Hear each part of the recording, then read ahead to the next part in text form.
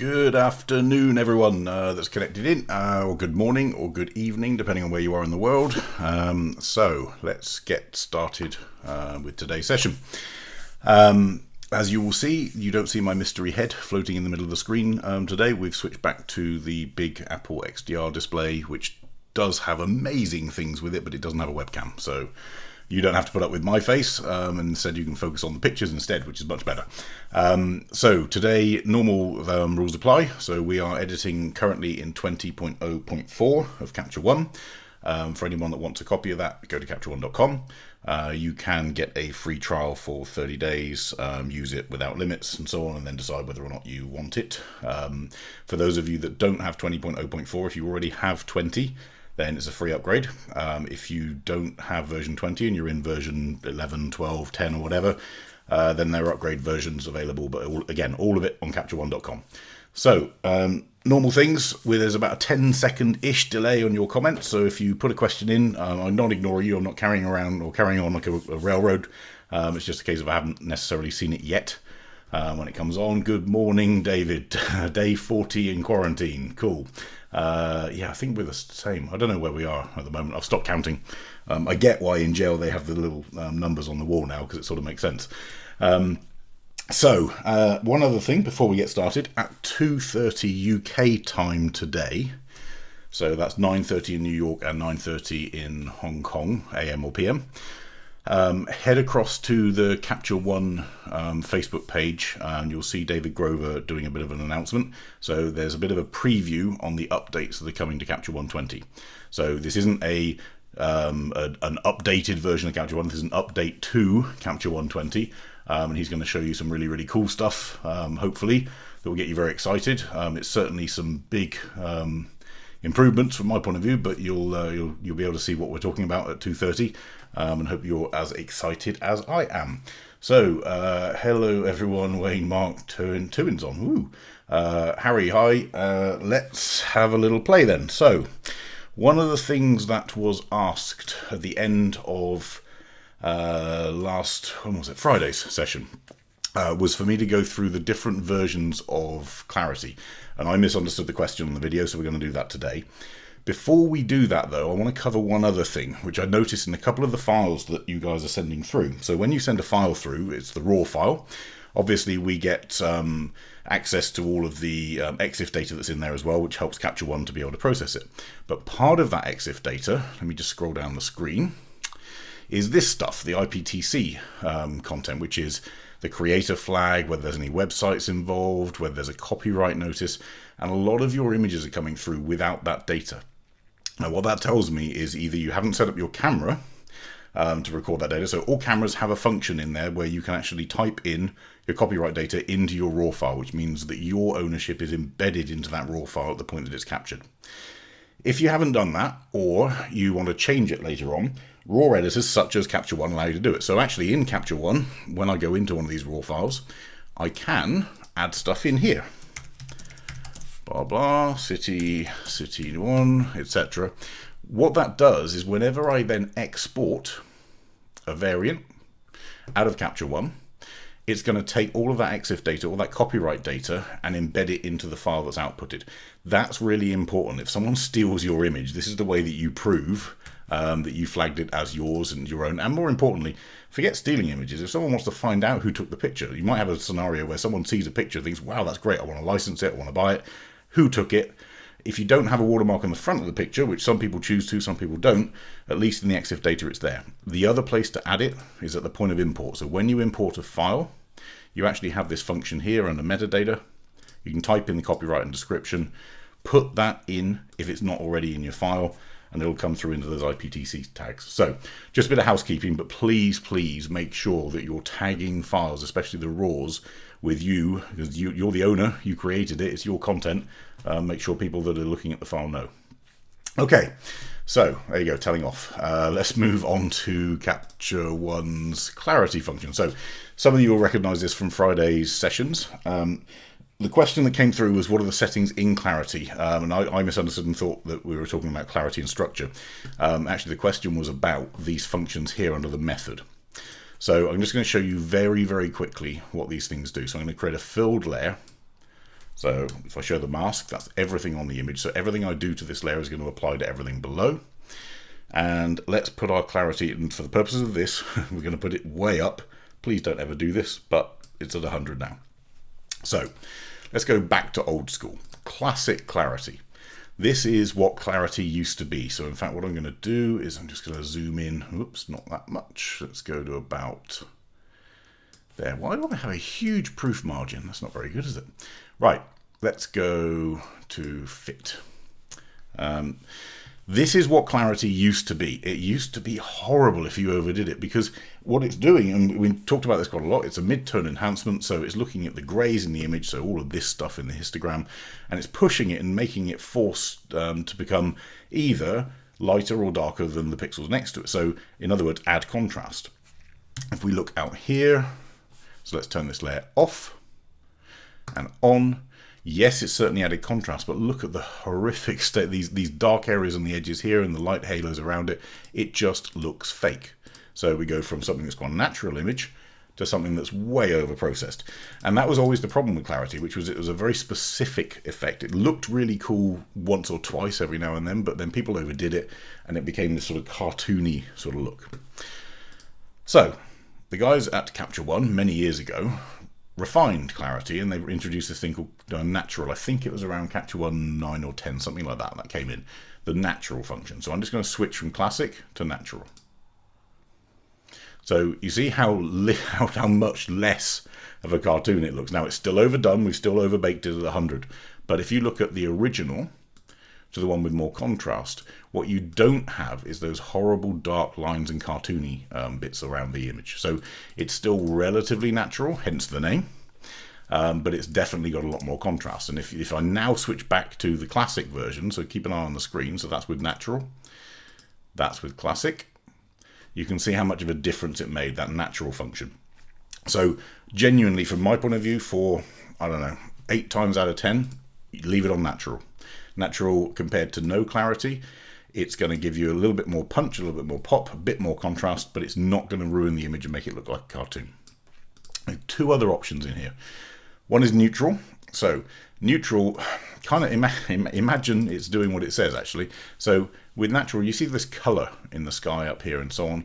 If I switch to neutral, it actually effectively washes out the appearances. It seems to wash out some of the images.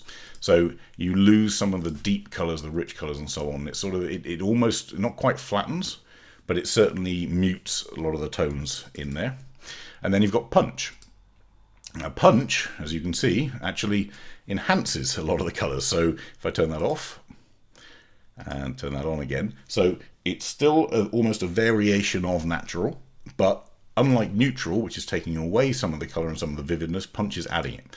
Now, for some applications, this is going to be horrendous, so I would never use that on this scene, for example. And to be honest, even on this one, let's add a new filled layer on here. Let's add some clarity. Natural looks okay. Let's go to punch. It's not too bad. What it's done, look, in the sky is we've got a little bit more banding. Remember, we used negative clarity to fix that later on. But it's kept it relatively natural, certainly more natural than classic, which makes it actually flatten. So the way to think about it, classic is a flattening of the curve. Topical, but flattening of the image curve. So what we're doing effectively is we're squashing a lot of all that mid-tone stuff and we're pushing it out, but we're overall flattening that entire histogram. Natural leaves quite a bit of a peak in the original curve, but it's got the micro contrast adjustments. By far, natural is the safest option to go for. Punch, if you're doing a cityscape at night, because punch adds some vibrancy, it can have a great effect. So potentially on cities, there is a scenario where punch is going to be a good option for you to use, and maybe we'll look at that in a second with one of the images we've got today I've just thought about. And then neutral, it's a version of natural, but with just less of the vibrancy and less of the color. So those are your clarity options. Hopefully those 4 make sense. In terms of use, generally speaking, neutral 80% of the time, natural 20% of the time. Oh, sorry, punch. What am I talking about? Natural 80% of the time, punch 20% of the time, neutral hardly ever, and classic, if you want to go old school, go for it, but it's probably one of the worst things you can do to a photograph. Okay, so let's go on to your images. And let's start with a really cool lightning shot. So this is either well triggered or well timed, whichever one you want to look at, or whichever way you want to look at it. Let's start off with our corrections. So it's loaded in the lens profile, great. Let's analyze all the chromatic stuff. We're at f14, maybe a little bit of diffraction, probably not too much.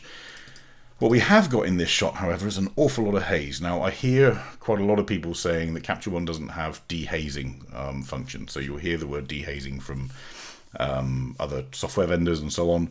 I'm allowed to say the naughty word of Lightroom, unlike the Capture One guys who can't. But yeah, Lightroom has dehazing. It can do a good job, but also it brings in quite a lot of bad artifacts as a result of it. So you end up with some weird striping and banding that goes on with it, which I've never seen with any other tool. So, can you do dehazing in Capture One? Well, yes, you can, because as long as you understand that all dehazing is contrast improvements. So on this one, let's get started. First off, it's a very, very cool light. Now remember, your camera's auto white balance, which is possibly what it was set to, and I'll have a check later on, but it's going to pick up on this bright white lightning stripe and obviously all the mist and presumably rain that's come in as a result.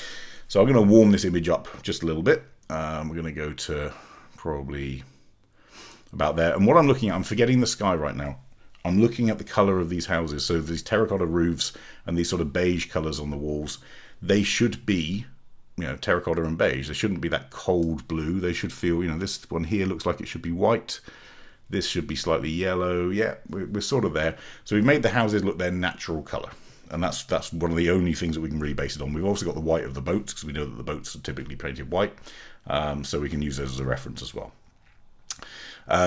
Certainly, at a basic level, we need some contrast. So let's dial some of that in. Don't worry about the fact that we're getting brighter and brighter. We're going to deal with that in a second. And one of the ways we're going to deal with it is with the high dynamic range tool. So remember, this tool has now got the whites and blacks separated away from highlights and shadows. So yes, we've got this mid-tone adjustment here. If we look at the mid-tone in the slider there, clarity is going to help us with that. But we've also got this spike, and we've got all of this haze up here. This curve here is all that haze. So let's pull down our highlights. So we've got a lot of the detail back.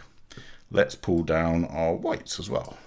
So what that's going to do, it's not necessarily going to fix anything out here, because this isn't quite white. This is sort of up here. But this spike here on the histogram is all of this stuff. So by pulling down those whites, we're going to define the lines around this stuff a lot cleaner. Shadows, I'm actually going to, so here's a weird thing. If we want to add some contrast in, well, I can pull down our blacks a little bit, not too much, but I can also pull down our shadows. So what we haven't adjusted here, and this is the key thing with high dynamic range, if you think about it, if you were to pull down all of these sliders, effectively you shifted the whole histogram, but you haven't, because highlights is the top, let's say 25 to 30%. Shadows is the bottom 25 to 30%. There's a whole chunk of another 40% in the middle that these sliders don't affect at all. So if I pull down the shadows, I'm affecting the shadows only. If I pull down the black areas, I'm pulling down the darkest part of the image. If I pull down the white areas, I'm pulling down the very brightest highlights, the bits that are overexposed. Pull down the highlights, I'm pulling down the top 25% of the image. But the middle bit's staying the same. So this is not the same as pulling down our exposure or pulling down our brightness. It's only pulling down the top end of the histogram or the bottom end. Okay, so Daniel's online, so let's not screw up his picture while he's looking. So let's now look. Let's try and fix this the contrast thing. So remember levels. So levels allows us to stretch that histogram, and look up here on our histogram. We've got all this gap here. This is where there's a lot more room for us to move some of our shadows into a darker area in the histogram, but they're just not there in the exposure. And to be honest, if you're shooting lightning in what looks like a misty or rainy day, you're not going to get deep shadows. The brightness that comes from that lightning and what it's reflecting off of, you're going to get a relatively flat image as a result of all of that light bouncing around. So this is the way that we're going to try and fix it. And that's by pulling in our levels. So we pull that up. Not too much actually, let's just go to about there. So already we're starting to improve the way that this is starting to feel. It's got a lot more depth in there, and we've got all the lightning stuff defined. What I am noticing is something that I'm going to zoom into in a minute, and we'll talk about in a second. So let's now look at how we differentiate between this and the sky. What I don't want to do is pull up clarity on the whole sky, and I'll show you why, because I've just seen something. If I zoom into here, these are either lots and lots of bits of rain or many, many, many dust spots. I think it's probably rain, to give Daniel the benefit of the doubt. But if we pull up our clarity over the whole image or in that sky, let's look at what's going to happen. Yeah, look, you get all of this stuff that's now more apparent. We don't want that at all. And we don't need more clarity in the sky because we've got this huge difference between the bright white lightning strikes and the background in the sky itself. So let's not do any clarity on this layer. Instead, new layer. Very, very simple little gradient. So that shows us there where it is. I'm not worried about this hill in the background. It makes sense that the hill is actually faded out slightly because it's further away from the city and the town. So let's, with that, Daniel's just confirmed, yeah, it's the rain, so cool. Now, obviously, there is a way that you could try and fix all of those little dots, but we're not going to do that. We're going to do a one-stop shop. So with this layer, just this layer, we're going to punch. Remember I said about the different clarity versions? So we're going to punch instead of using natural. The reason for that is I want a bit more vivid color. I want a bit more depth in this. So I want it to go a bit more extreme than the natural version of clarity would. I'm going to punch that all the way up and look at that difference in the town. So turn it off and turn it on. So we've got our town back effectively. Now we've got a couple of things that are a problem up here. So in this transition point, but first off, I'm also going to just increase our overall contrast in that area. That looks good. Well, maybe a bit more about there. So we're going to call this one town. And I'm going to create a new layer called sky. And you can guess what we're probably going to do if you've been watching the last couple of sessions on these. So with our sky, with my mask neatly here, I'm going to try and avoid hitting any of these buildings, but I do still want some fall off just in case it's a little bit uneven. And with that area up there, I'm actually going to pull down our exposure a little bit to add a bit more mood. Actually, we're going to pull it into there. Good. And we're going to pull up our overall contrast. So that's let's call it big contrast. So that's are the whites brighter than the darks or not. And then we're going to pull our clarity, which is the mid-tone contrast. So contrast is going to push this stuff darker and this stuff brighter. Clarity is going to take this stuff in the middle, the mid-tone. So with our clarity, we're going to pull that all the way down. And that's going to help with all those dust spots. You can now see the strands of rain, funnily enough, falling down. It's actually kind of cool. So we've got dust spots, yes we do, but we've also got this rain stuff that's coming down in sort of sheets by the look of it. It's kind of funky. With that, I'm also going to increase our saturation, just a little touch. Let's go maybe to there. Looks a bit more electric. Yeah, we can probably push it to there. Okay, and then one final little thing, which is you see here we've got some nice detail in the houses, but here, and this is the overlap point. This is where this mask is interfering with this mask. So on this mask in isolation, I'm going to use our brush and use, let's say, quite a high opacity, maybe 50%. And I'm going to brush on. And the second I click brush, it's going to say, do you want to rasterize the mask? Again, going back to previous ones, what that means is it's saying, right, once you do this with a brush, you can no longer play with that gradient because the gradient is mathematically calculated. The brush is a bitmap thing. So that's fine. Yep, rasterize. I'm not going to move this mask anymore. But what I'm going to do now is make sure that all of these buildings are 100% covered by that gradient. And then I can do the same with the sky, which is to pull down some of this area here. So I'm going to paint in. It's going to say, do you want to rasterize it? Yes, I do. And I'm going to make sure that all that unclarity or reverse clarity comes all the way down. But at the same time, I'm going to use my eraser and make sure we're not affecting these buildings at all. Into there. Let's turn that mask off. Cool. We could, with these ones, in theory, let's go back to our background layer, we could use our overall vignette just to give it a bit of mood. It probably doesn't need it in this case. What we can do is probably play a little bit with our white balance now. Ooh, that's a bit too much. Let's go to there. And maybe into there. Yeah, that's not bad. So let me just clone that and reset. So we go from this to that. So no, Capture One does not have a dehaze slider. You can't just go and click on one thing for dehaze and it does it.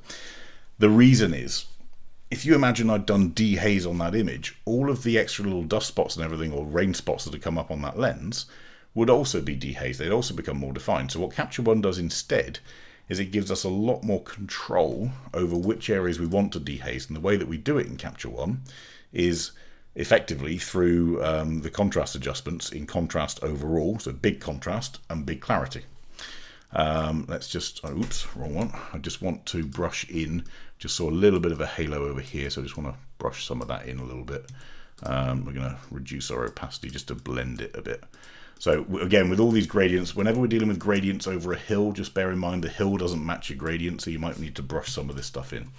But overall, we go from quite a washed out view to something that looks a lot more electric over the town, and just be grateful that you're not living in that house. Wow. Okay, so next shot, let's go on to, in fact I'm going to come back to that one. I'm going to show you guys something very cool but quite scary. So this shot was sent in. I think the person's name was Derek, we're not quite sure. And the question was, can we convert this shot to nighttime? So I'm going to give you two answers to that question. The first answer is can we? To the question can we? And the second answer is going to be to the question should we? So let's see what we can do with the can we. So this is a shot, it's obviously taken in daytime. Unfortunately, it looks like quite a flat overcast sky, although I can see some clouds up here a little bit. So let's see what's actually there. Let's pull down our exposure. Okay, we have some clouds up here. There is actually a bit of blue in the sky as well. So let's really play. So as a disclaimer, everything I normally show you is a way of getting photographs back to what was there at the time that you took the picture. Please use that as your guide. Please try and use these tools to get photographs back to what you saw in reality. But when I got the question in, I sat and thought, well, let's see what we can do. Let's prove that it can actually be done, and then we'll ask the question whether you should. So first off, our background needs to be a little bit cooler. So maybe down to here. So night sky is generally a bit cooler, and generally there's a sort of a warmish pink glow, so I'm going to do that. You'll see why in a second. My exposure now at night, let's imagine night is 3 stops underexposed. Who turned out the lights? There we go. So we now have more of a night scene, or it's certainly a darker scene. Let's reduce our contrast, so we lose some contrast at night as well in a scene that's not particularly lit. And overall, so remember, exposure shifts the entire scene to the left on the histogram. So exposure picks up the histogram and just moves it to the left or to the right. With, in fact, let me just, bad me. I didn't do our quick little generic lens fix. Okay, so that's exposure. With brightness, it's going to push the histogram towards the dark area, but not push anything off the end of that darkest part of 0 on the 255 scale. So I can pull in brightness. Let's pull down quite a lot actually. So what I'm doing, I'm not pushing anything that's already dark off the end of the histogram. I'm just pulling down everything in this scene that is bright to be in this bottom. So what I want is everything in the scene, for my base scene, to be in the bottom left half. Okay, that's nighttime typically. Now at night you also get an effect, it's probably a virtual effect with our eyes, but everything appears more saturated, so we're going to do that. Okay. Let's now pull down. So again, we're at night. Let's pull down our highlights just to make sure there's nothing left over there. Shadows, I'm actually going to pull up just a tiny bit because I just want to be able to see. I'm trying to squish everything into this sort of middle tone here. So I'm pulling up our shadows a touch. Whites I'm going to pull all the way down just in case there are any, but there aren't any at this point now that we've done that. Blacks are going to leave as their own. I certainly don't want them going any darker.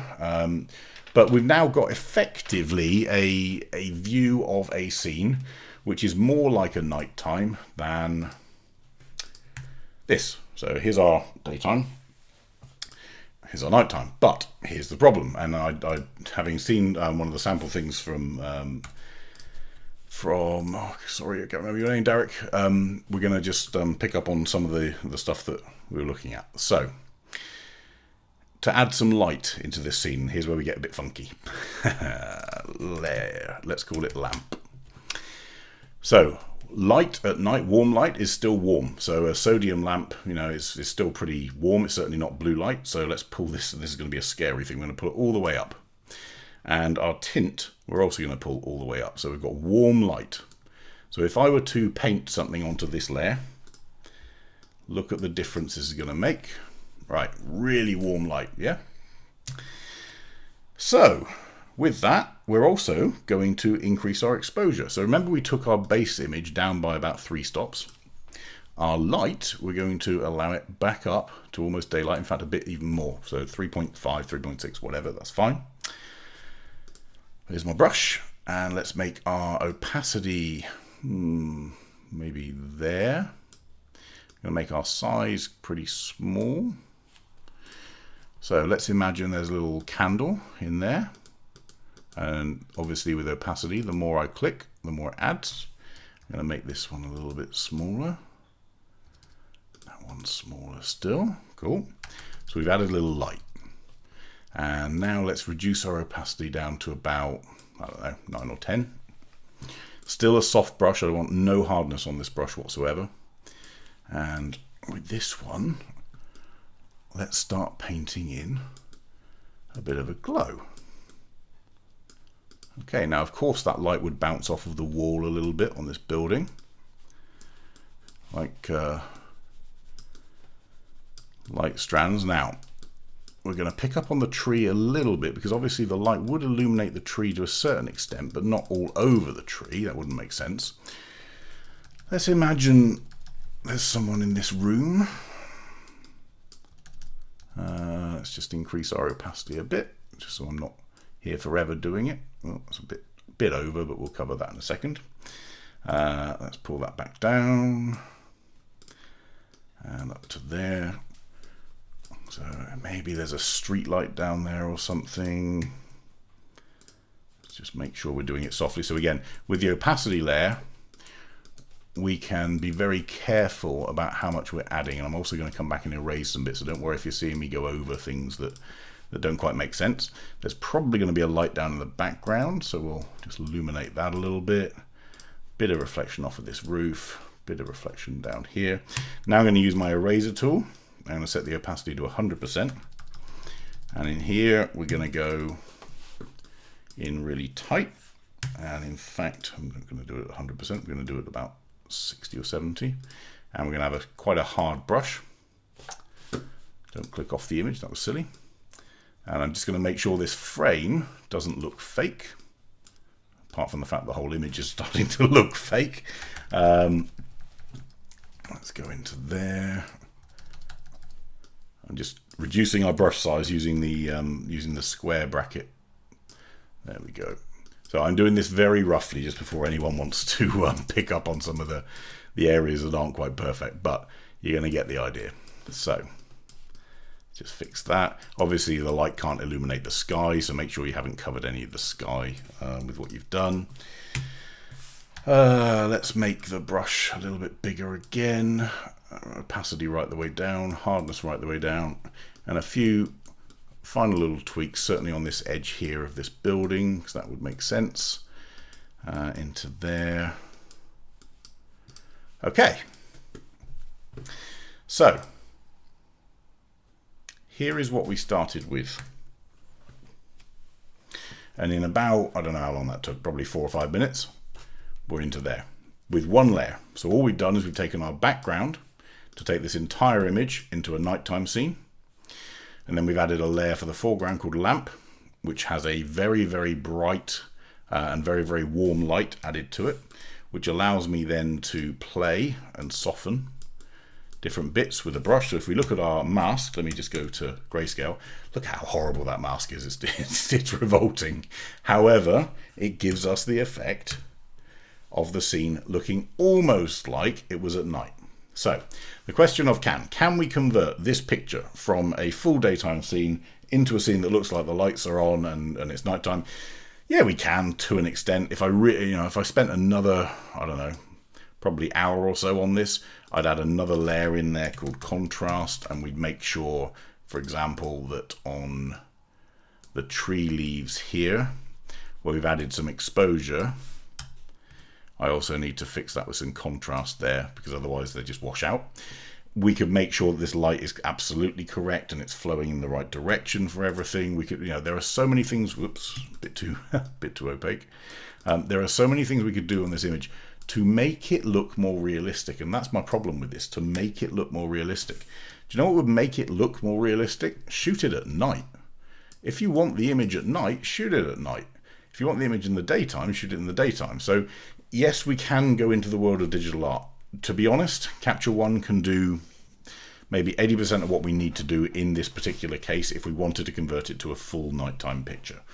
But we are encroaching away from the realms of photography and towards the realms of digital art. And that does worry me, because we're creating scenes that never existed. And as long as it's known as digital art, then that's fine. There are no problems from me. But if you start claiming it's photography when I know that that was the scene and this is what we've created, we're adding something that's fake. We're adding something that's not real. It was never occurred. So can Capture One be used to convert a daytime scene to a nighttime scene with a lot more interest in it? Yeah, absolutely. We've done it. We've done it in 5 minutes. Obviously, there's a couple of things like, oh, it's a bird. I was going to remove the dust spot, but no, it's a bird. So yes, we can do this stuff. Yes, the tool is capable of doing it. Should you? Different question, because to me, that was what was there. This never was. In fact, I don't even know if those are the real lights.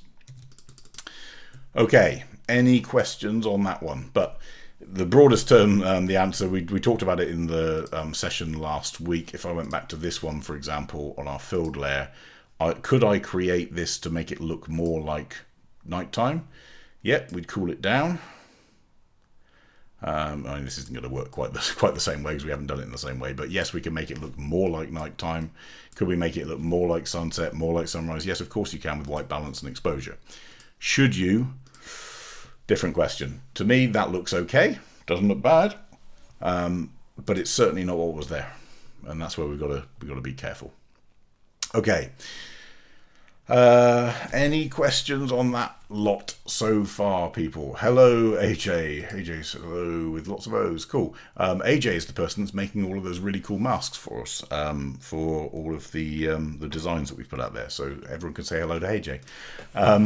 So those are the 3 edits we've done so far. So first off, we've covered clarity and the different modes of clarity and what they do to a picture, whether good or bad. Then we've covered some of the stuff around dehazing. So can Capture One dehaze an image? Yes, it can, because all that dehazing is as a tool is a contrast adjustment within things like Lightroom. We can do contrast adjustment in Capture One, but we can do it a lot more specifically and a lot more carefully and isolated than the overall generic tool of just dehaze as a slider, and certainly you get a much cleaner image. And can we convert an image from daytime to nighttime? Yes, we can. Should we convert an image from daytime to nighttime? I'll leave that for you guys to decide. Okay, let's go on to this one, field one, quickly. Hi, ooh, Niall Webster's on. Oh, hi, Niall. Hi, oh, Ian's in Kenya. Hey. So let's have a look at this one. This one's going to be actually a very, very simple edit in my head, because there's only really one thing that I really need to fix psychologically, but the rest of it is all quite simple. So first off, we're at f22 on this picture. So as a general rule, and to be honest, be very careful with the rules in photography. So you'll hear photographers say you should only ever shoot at f8, you should only ever shoot at f11, blah, blah, blah. Shoot at whatever gives you the effect that you want. Yes, f22 is going to give you a massive, great big depth of field. And in this particular case, you're at 240 millimeters. So, if you want everything in focus at that depth of field, you may have needed that level of aperture depending on how close your first object was. There's no case where f22 is wrong, or f16 is wrong, or f2.8 is wrong. It's just as long as you know what you were trying to do and you know that there are repercussions of doing it, then that's fine.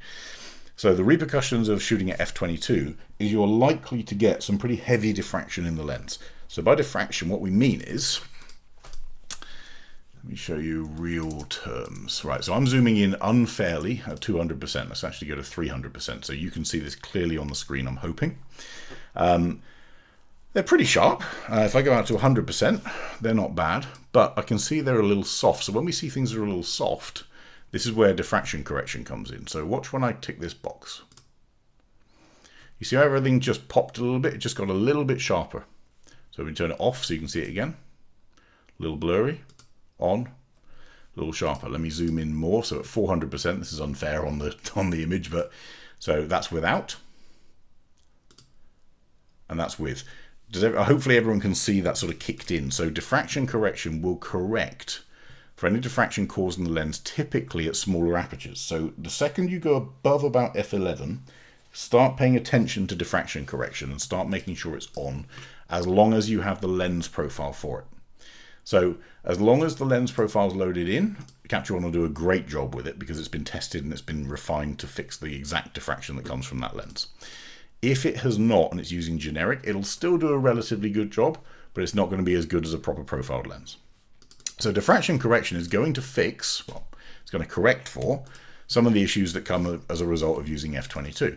The rest of it though, the whole image as a result of using f22 is sharp and in focus because our depth of field in this case is huge, especially on a 250mm lens or 240mm lens. So let's go into our main settings. Whose image is this? This is Peter. Hi, Peter. Peter's just said hi. So that must be this. I'm hoping that's this Peter. Otherwise, I've just credited you with someone else's picture. Sorry. So let's go into our overall settings for the field. Honestly, the white balance to me looks pretty good. I mean, it's got a relatively soft light. We may play with it a little bit on there, but to me, this is probably the right sort of tone for the direction of the sun. We know that the sun is relatively low because look at the shadows on these hills. So it's touching the hilltops, but it's not touching the sides of the hills. So the sun's not above the hills. So let's pull up some contrast in general. Let's just make it pop a little bit. And we're also going to use a little bit of clarity, and again, natural clarity. So this is a good image to use as an example. This is natural clarity, pushed quite away. If I go back to classic clarity, you see how weird and flat and cartoony that's gone? That's why we don't use classic anymore. And if I use punch, whoa, remember I said it makes everything more vivid?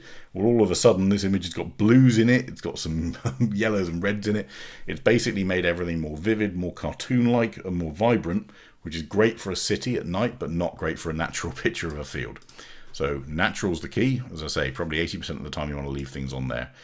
Not too much clarity, only maybe there. And all that's going to do is it's just going to punch up some of this stuff in the background. So where these mid-tones were, it's going to really, really punch them up. But, oh, actually, by the way, does anyone know how to tell which bits on the image are mid-tones and which bits are shadows and which bits are highlights as you move your mouse around? There are actually two ways. So, first way, I could sit here in silence for 10 seconds until you all answer, but it's probably easier to do it as a rhetorical question. So, first way. As I move my mouse around, you see these numbers up here. As I move my mouse up towards them, they disappear.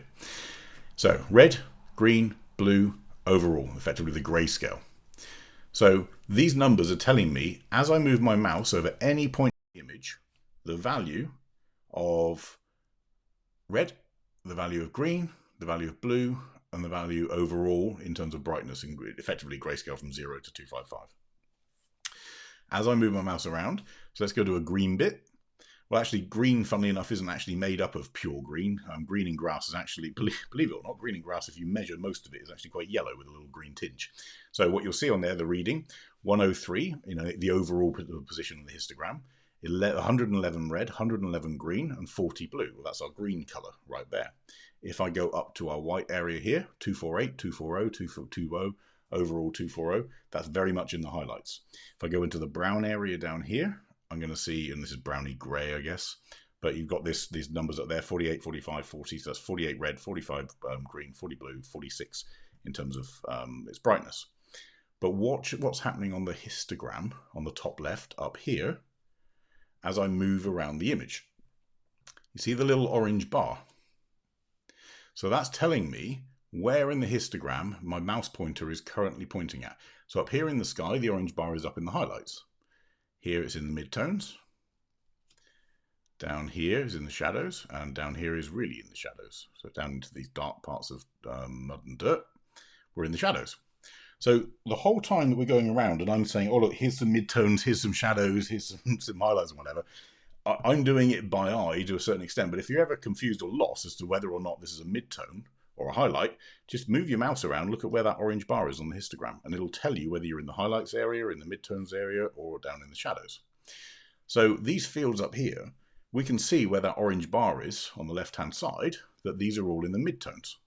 So let's use that information. We know that clarity then is going to affect it, clarity being a midtone enhancement. So let's create a new layer called fields.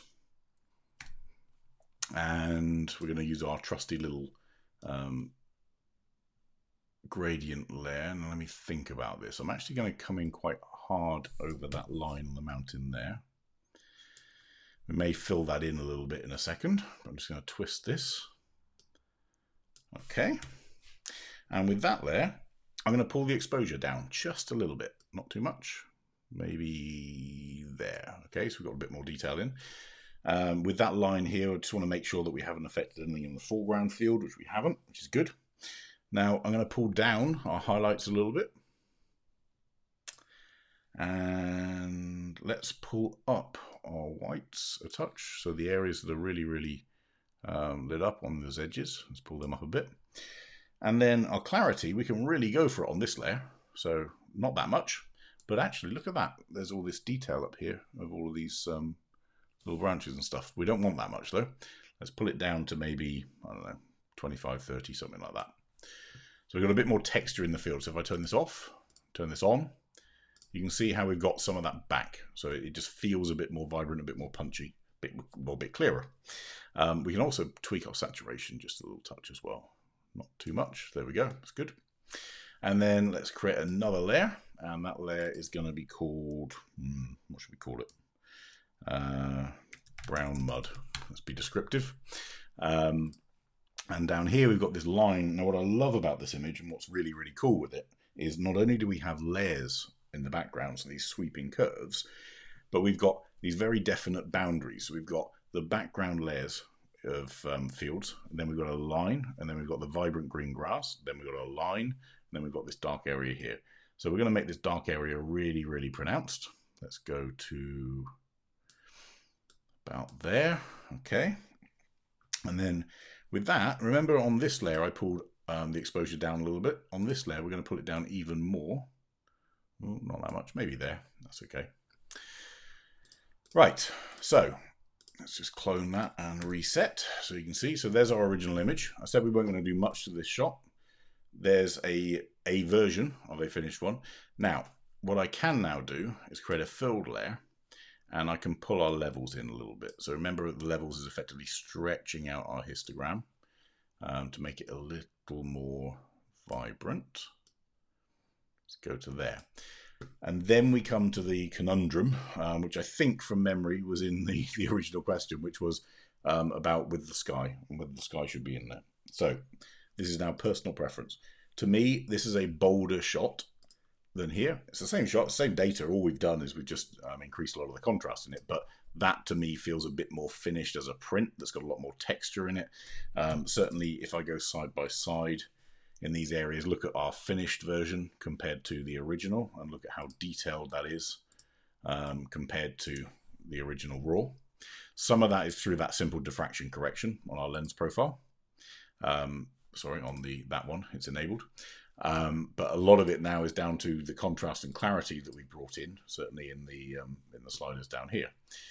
But it's the sky that's the question. So we're going to create two versions of this image. One is that one.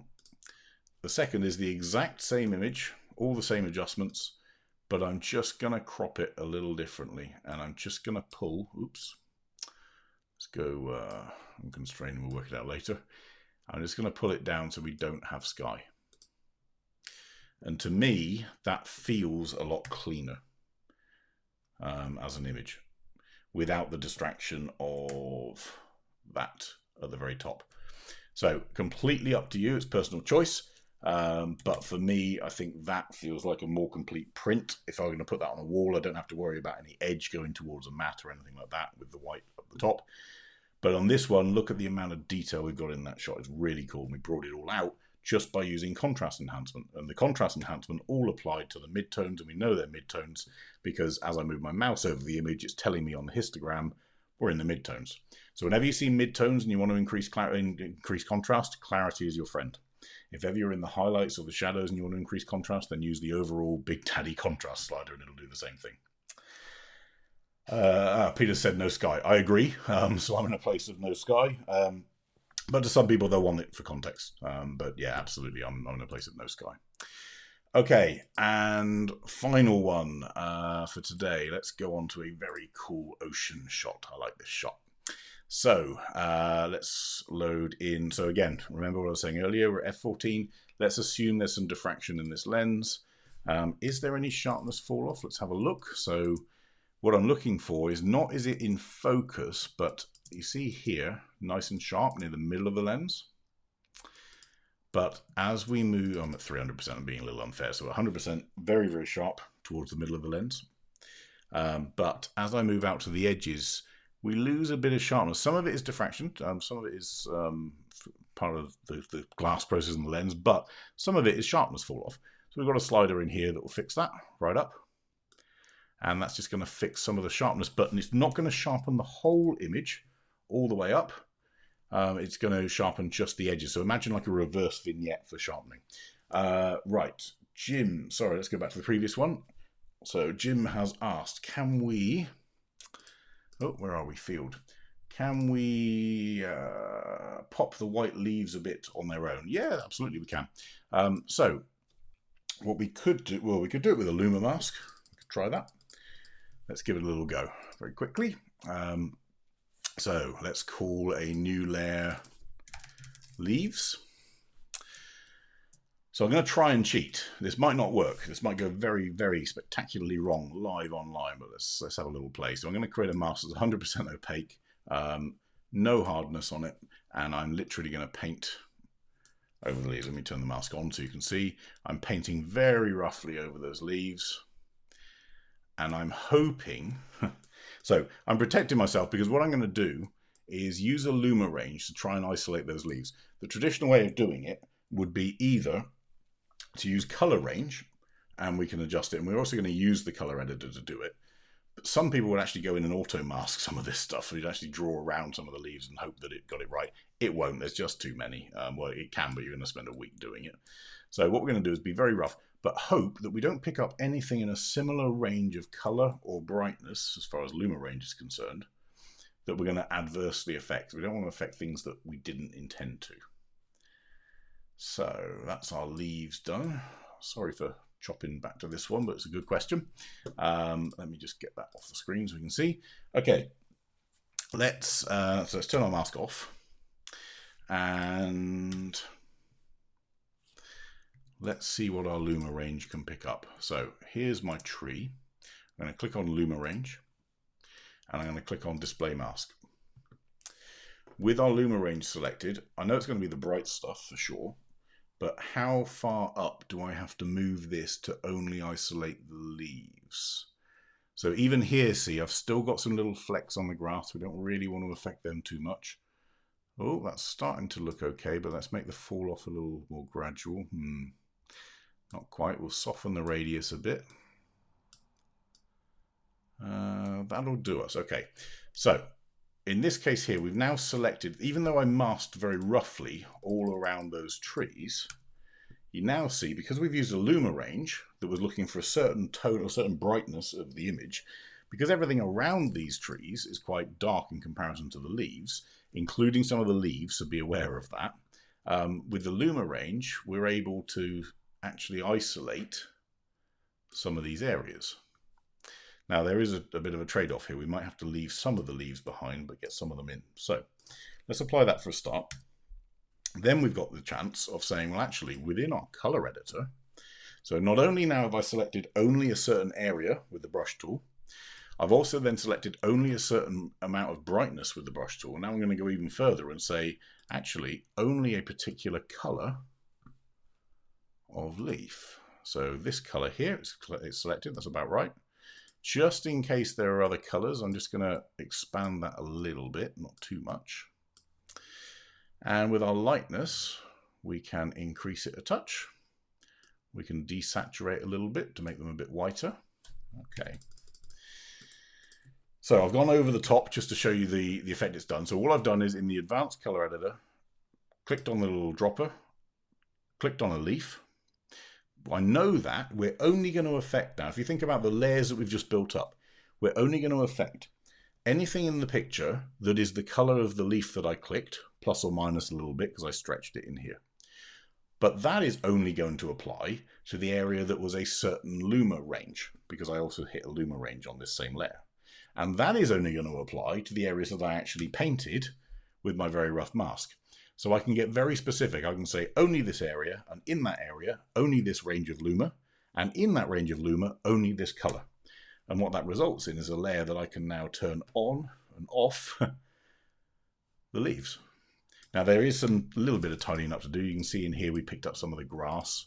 So it might be that with our mask here, we might go to the erase tool and we just go to 100% and let's just, we can erase some of this grass bit out because it doesn't make sense that the grass is lit up all of a sudden.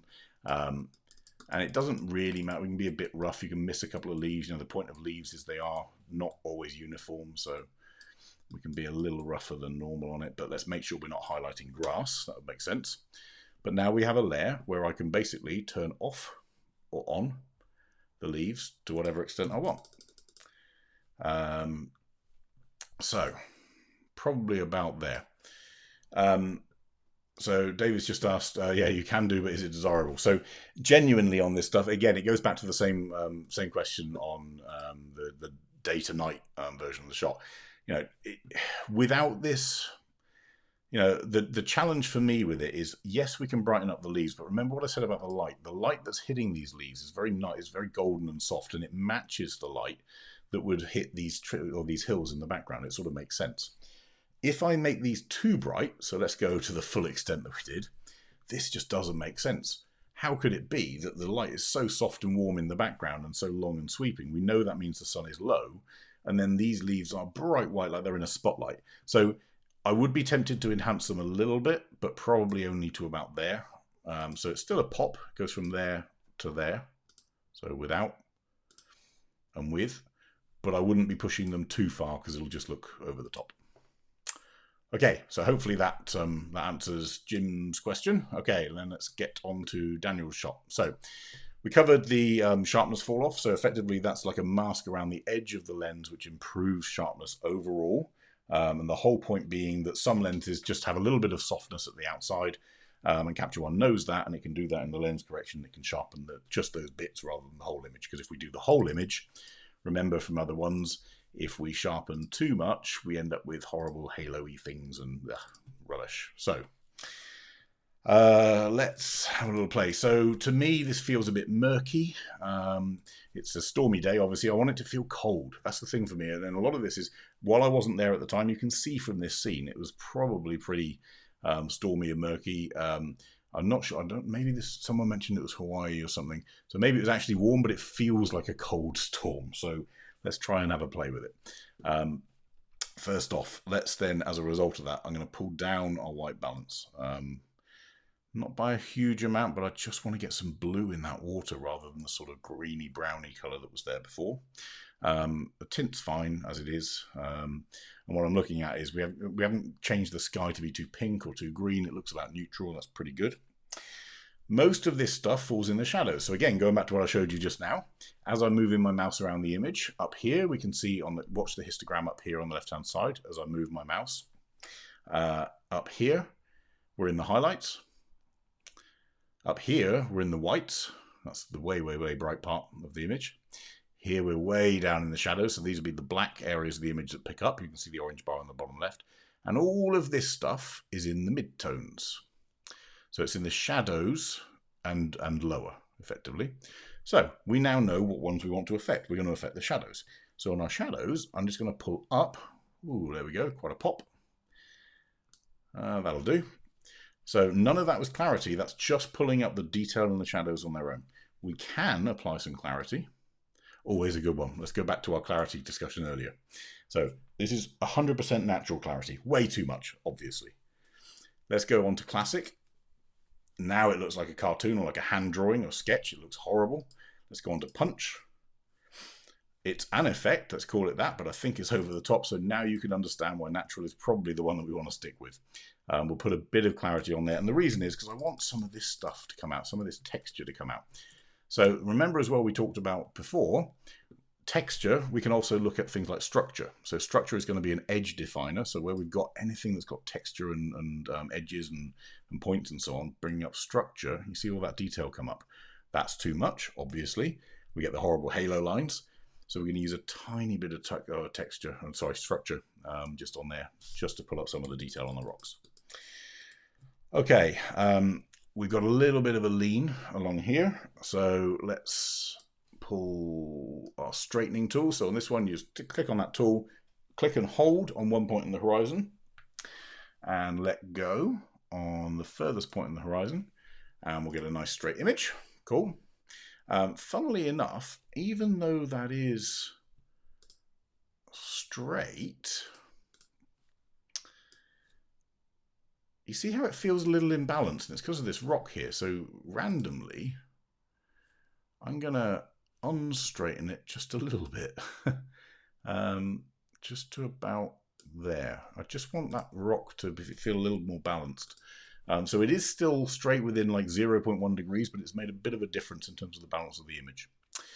Right, let's pull in our sky. So the sky is the bit that's interesting to me because we've got some exposure warnings here, but there's a lot more texture than we can actually see.